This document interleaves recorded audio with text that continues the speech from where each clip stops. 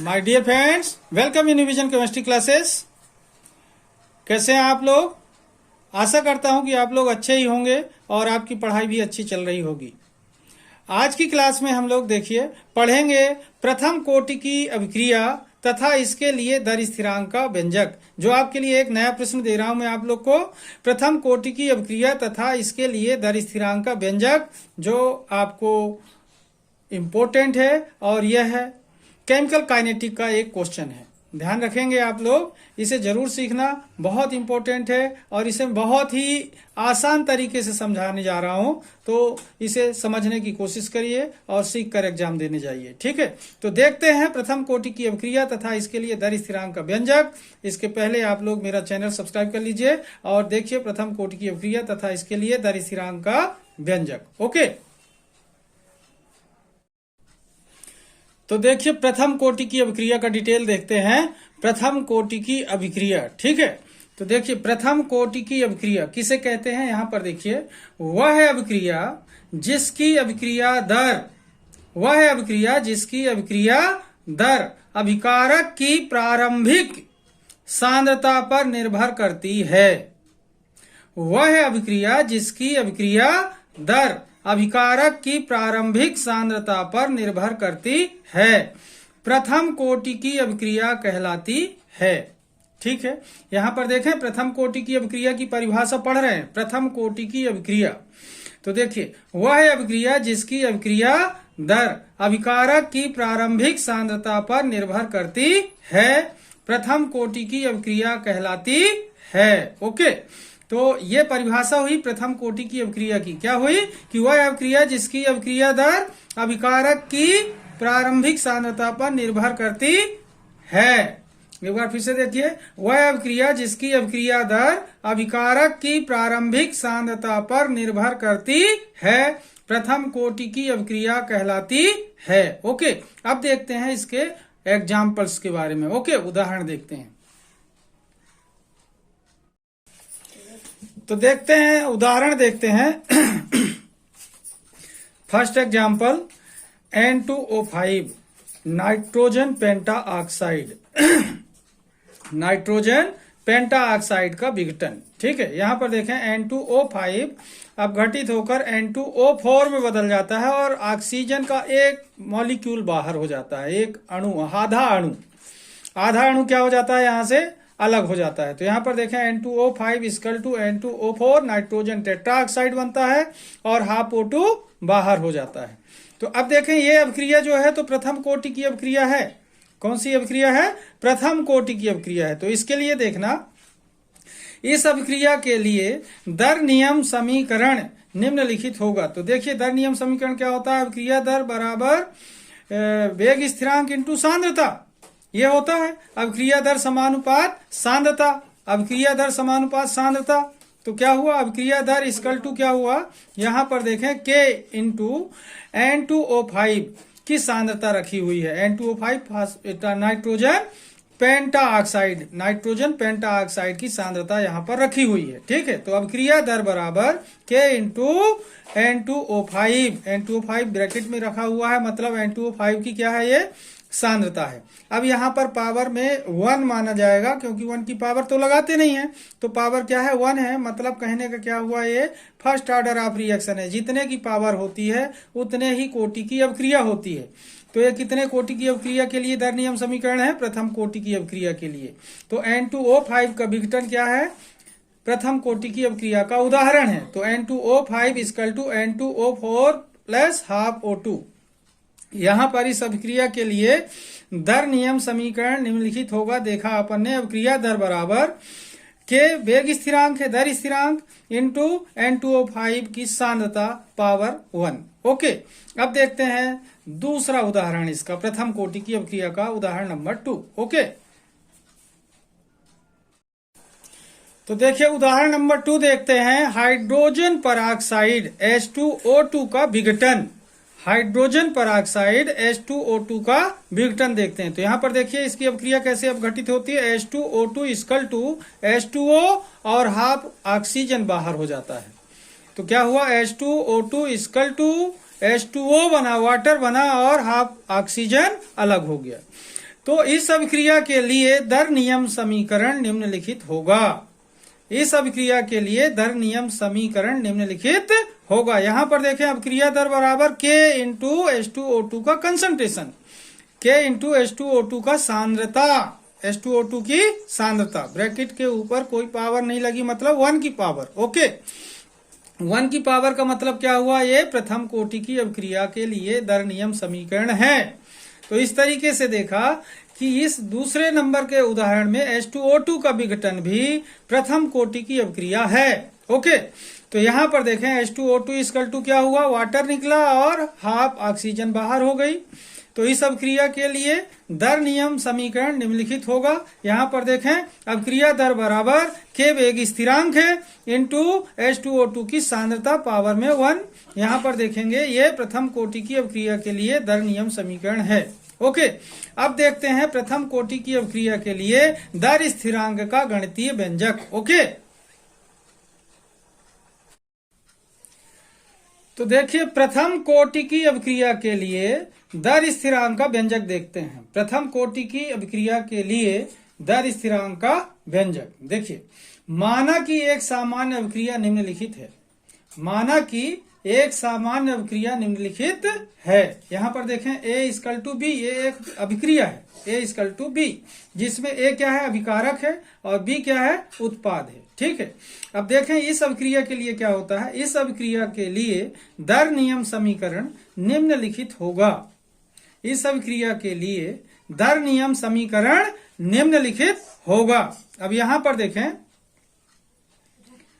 यहां पर इस अभिक्रिया के लिए दर नियम समीकरण निम्नलिखित होगा, ध्यान देंगे। तो यहां पर देखें dA/dt समानुपात A। तो यहां पर ये वाला A लिखा हुआ है, ये उत्पाद के लिए है, और ये वाला A किसके लिए है, अभिकारक का बचा हुआ सांद्रण है। ये उत्पाद का सांद्रण और ये अभिकारक का सांद्रण, ध्यान रखना। तो dA/dt समानुपात A क्या हो गया, ये दर नियम समीकरण। अब समानुपात जब तोड़ते हैं तो क्या होता है, dA/dt equal to K into A। यहां पर देखना K क्या है, समानुपात तोड़ने पर रखा गया, तो समानुपातिक नियतांक है, और इसी को बोलते हैं दर स्थिरांक, दर नियतांक या दर स्थिरांक या वेग स्थिरांक भी कहते हैं। ठीक है, तो ये प्रथम कोटि की अभिक्रिया के लिए दर स्थिरांक आया। ठीक है, तो ये होगा समीकरण नंबर 1। समीकरण कौन सा हुआ, ये समीकरण नंबर 1। ओके, अब समीकरण 1 के बाद आगे देखते हैं। ओके, तो देखिए समीकरण 1 आ जाने के बाद देखते हैं, माना कि अभिकारक की प्रारंभिक सांद्रता A मोल प्रति लीटर है। क्या मान रहे हैं कि अभिकारक की प्रारंभिक सांद्रता कितनी है, A मोल प्रति लीटर है, जिसका T समय में X मोल उत्पाद में बदल जाता है। T समय में कितने मोल, X मोल उत्पाद में बदल जाता है। तो अभिकारक की शेष सांद्रता कितनी बचेगी, A थी प्रारंभिक सांद्रता, X बन गया उत्पाद, तो बची हुई सांद्रता क्या होगी, A माइनस X मोल प्रति लीटर। अभिकारक की सांद्रता शेष रह जाती है। एक बार फिर से देखना, माना कि अभिकारक की प्रारंभिक सांद्रता A मोल प्रति लीटर है, जिसका T समय में X मोल उत्पाद में बदल जाता है, तो A माइनस X मोल प्रति लीटर अभिकारक की सांद्रता शेष रह जाती है। अब देखिए समीकरण 1 में मान रखने पर, समीकरण 1 क्या था, dA/dt equal to K into A। तो ये वाला पद क्या था, उत्पाद का, और ये वाला क्या था, सांद्रता उसकी थी, अभिकारक की बची हुई। ठीक है, तो यहां पर क्या लिखेंगे, dx/dt equal to K into A minus X होगा। ठीक है, यहां पर उत्पाद लिखा और यहां पर अभिकारक की बची सांद्रता, तो क्या आया, dx/dt equal to K into A minus X। अब देखें, या करके अपन सांद्रता एक तरफ ले लेते हैं, तो क्या होगा, dx अपान, इसको इधर लेके आएंगे तो क्या होगा, dx upon A minus X equal to dt इधर गया तो क्या हुआ, K इंटू dt। तो समीकरण नंबर क्या आया, 2। तो यहां पर देखें dx upon dt equal to K into A minus X, या करके dx upon A minus X equal to dt, इधर ले गए तो क्या हो गया k इंटू dt, समीकरण नंबर 2। समीकरण 2 का समाकलन लेने पर, अब समीकरण 2 का समाकलन लेंगे। ओके, तो समीकरण 2 का समाकलन लेने पर देखते हैं क्या होता है। ओके, तो देखिए समीकरण 2 था जो, उसका समाकलन लेने पर, तो देखिए समाकलन integration dx upon a minus X equal to k into integration dt। Okay, तो ये इंटीग्रेशन लिया, तो इसका इंटीग्रेशन सॉल्व क्या है, minus log a minus X equal to K T plus C. यहां पर c जो है, ध्यान देंगे, यहां पर c समाकलन नियतांक है, ध्यान देंगे। इसका सॉल्व क्या लिया अपन ने, minus log a minus X equal to K T plus C, समीकरण नंबर 3। यहां पर c समाकलन नियतांक है, ठीक है। ध्यान देना, जो ये ln लिखा हुआ है, ये लॉग ई बेस वाले लॉग ई का संक्षिप्त रूप है ln। ओके, लॉग ई का, ओके ध्यान रखना, ये लॉग ई है ln। तो log E a minus X equal to K T plus C, समीकरण नंबर 3। यहां पर c क्या है, समाकलन नियतांक है। यदि t का मान 0 हो, मतलब अब क्रिया ना हुई हो, तो उत्पाद भी ना बना होगा, मतलब x का मान भी क्या होगा, 0 होगा। यदि t बराबर क्या हो, 0 हो, तो x बराबर भी 0 होगा। समीकरण 3 में मान रख देंगे। समीकरण 3 में मान रखने पर यहां पर देखें, माइनस लॉग, यहां पर x की वैल्यू क्या हो गई, 0, तो यहां 0 हो गया, तो बचा क्या, माइनस लॉग a बचा, ठीक है, क्योंकि x क्या हो गया, 0 हो गया, तो बचा क्या, minus log a equal to, t की वैल्यू भी 0 थी, तो k का t से, मतलब 0 का k से इंटू होगा, तो ये भी 0 हो जाएगा, तो बचेगा क्या, यहाँ पर c बचेगा।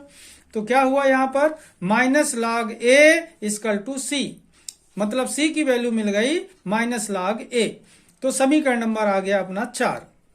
अब समीकरण 4 आ गया और समीकरण 3 आ गया। समीकरण 4 में देख रहे हैं c का मान मिल गया है लॉग माइनस में a, और समीकरण 3 में c रखा हुआ है, तो c का मान समीकरण 3 में रख देंगे। तो क्या लिखे यहां पर, देखें समीकरण 3 और 4 से, तो देखिए यहां पर क्या हो रहा है, माइनस लॉग, यहां पर ये समीकरण पूरा लिखना है, तो minus log a minus X equal to K T, और c की जगह पर क्या लिख देंगे अपन, माइनस लॉग a, तो माइनस लॉग a। ओके, या करके अपन लिख सकते हैं, ये भी कंसंट्रेशन इस तरफ लाएं, तो ये माइनस का है, तो इधर क्या हो जाएगा, प्लस का, तो log a minus X equal to K T होगा। इसको इधर लाए तो ये प्लस में हो गया, ये ऑलरेडी माइनस का था, तो क्या हो गया, ये इधर आया तो प्लस का हो गया, log a minus X equal to K T. Okay, अब देखते हैं इसके आगे। तो देखिए यहां पर जो माइनस में लॉग लिखी थी, माइनस लॉग ए माइनस एक्स, इसको अपन किस में बदल लिए, भाग में बदल लिए, तो क्या हो गया, log A upon A minus X equal to K T. Okay, इसको किस में बदल लिया, माइनस को भाग में बदल लिया, तो log A upon A minus X equal to K T, ठीक है। या करके अपन लिख सकते हैं, ये के को लेकर टी को इसके पीछे यहां भेजेंगे तो क्या हो जाएगा, पक्षांतर करके भेजेंगे, तो यहां पर देखिए क्या हो जाएगा, 1 अपॉन टी, क्योंकि यहां इनटू में है, तो क्या होगा, K equal to 1 upon T log E A upon A minus X. ये तो ऑलरेडी था, टी केवल गया तो 1 अपॉन टी हो गया। ओके, 1 अपॉन टी, तो के इक्वल टू क्या हो गया, 1 upon T log E A upon A minus x आया। ओके, टी को पक्षांतर करने पर। अब यहां पर देखें, ये लॉग ई बेस वाला है, तो इसको 10 के बेस में बदल लेंगे, तो देखिए लघुगणक का आधार 10 में बदलने पर, तो लघुगणक का आधार अब 10 में बदलेंगे, तो लॉग ई जो होता है, लॉग 10 से इतना मल्टीप्लाई करेंगे लॉग 10 में, तब बराबर हो जाएगा 2.303 का मल्टीप्लाई करेंगे लॉग 10 में, तो लॉग ई के बराबर रहता है, ठीक है। तो लॉग ई को लॉग 10 में बदलेंगे तो क्या होगा, K equal to 2.303 upon T log 10 A upon A minus X होगा, ठीक है। K equal to 2.303 upon T log 10 A upon A minus X होगा। ये समीकरण 3 है। समीकरण कौन सा हुआ, ये 5 है। k equal to 2.303 upon T log 10 a upon a minus x, समीकरण नंबर 5। अब यहां पर देखें समीकरण 5 है जो प्रथम कोटि की अभिक्रिया के लिए, समीकरण 5 प्रथम कोटि की अभिक्रिया के लिए दर स्थिरांक का गणितीय व्यंजक है। ध्यान रखना, यही समीकरण है जो 5, यही प्रथम कोटि की अभिक्रिया के लिए दर स्थिरांक का क्या है, ये गणितीय व्यंजक है। ओके, अब देखते हैं प्रथम कोटि की अभिक्रिया के लिए दर स्थिरांक का मात्रक। ओके, तो देखिए मात्रक देखते हैं। प्रथम कोटि की अभिक्रिया के लिए दर स्थिरांक का मात्रक देखिए, तो मात्रक क्या होगा, k का मात्रक बराबर सेकेंड इनवर्स होता है।